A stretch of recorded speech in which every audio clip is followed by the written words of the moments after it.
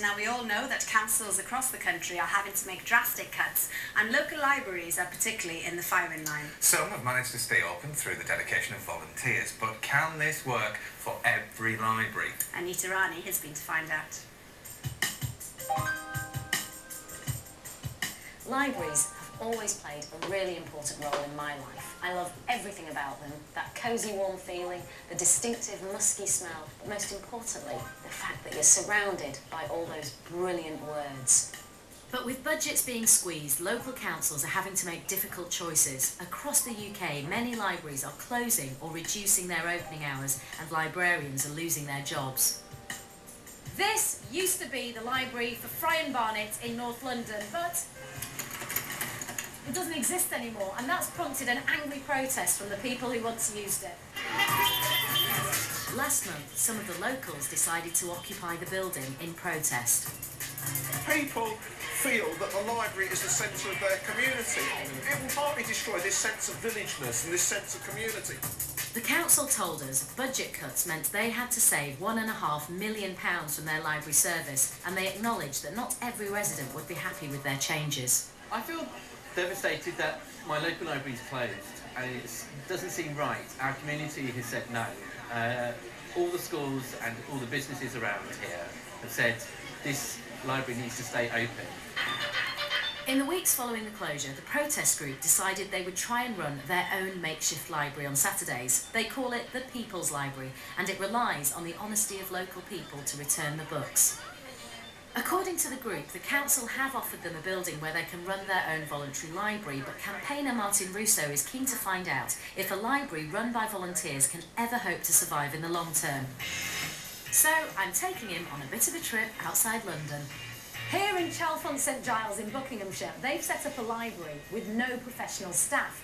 The One Show first paid them a visit 2 years ago, and now I'm taking Martin to see what he thinks. Hi there, welcome to the library. We fought tooth and nail for the library not to be shut. And in an ideal world, then you want it to be run by the county. But unfortunately, there isn't the money to do it. So in Chalfont, the local people agreed to keep the library going themselves. The volunteers don't get paid, but the library does get grants from the council and others to buy the books. They also ask users for a voluntary £10 annual subscription to help with running costs. It's going extremely well, and a huge improvement over when it was a county library. When they closed it, there were about 4,500 books. There's now 7,000. It's now open 50% more of the time.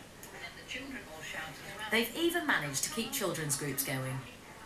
Story time is happening just behind me. I love story time, so I'm going to go and join them. In the old days, they had the same books on those shelves felt like years, and now a lot of them are given by the people in the village. The literary quality of the books is up a miles. Do you think this model should be rolled out across the country? Do you think it would work everywhere? I don't. You desperately need a community like this where people know each other and prepared to come in and help. So what do you do when you're in a community where you don't have those things? It's not a particularly affluent community. What do they do? I think that the authorities really have to keep those libraries going. Martin's really impressed with what he's seen in Chalfont St Giles and the success the volunteers have had in improving the service. But could something similar work in Barnet? I don't think it can, no.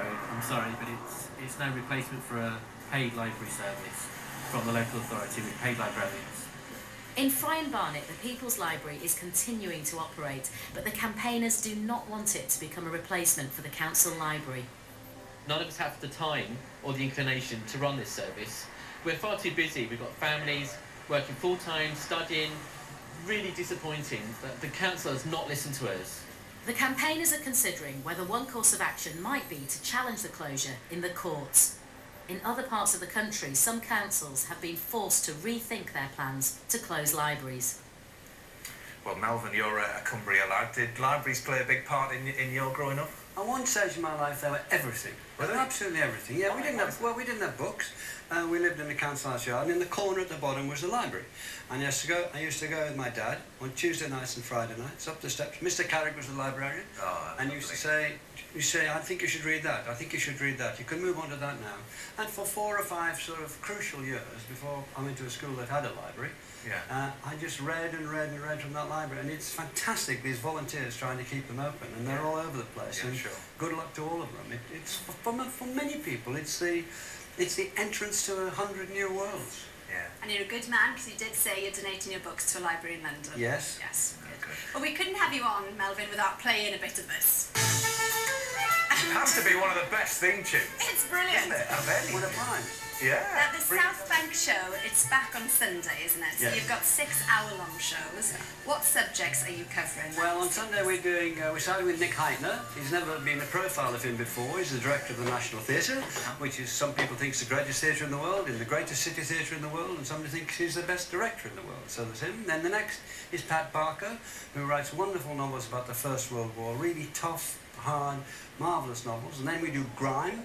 These lads in Bow, in the East End of London, and their music, Dizzy Rascal. Great. Yeah. And then we're doing the male ballet dancer. We've got Nureyev, Baryshnikov, Da Costa, and Carlos Acosta. And then we're doing women singer-songwriters. And then we're ending with Nicola Benedetti in Venice and Udine and Scotland and Brazil and London, the great young violinists. So I think it's quite a six-pack. It is, what a mix. So we've got a clip from the first episode. Here you are, interviewing Nick, and he's talking about James Corden's play, One Man, Two Governors. The idea? Let's do it with James Corden.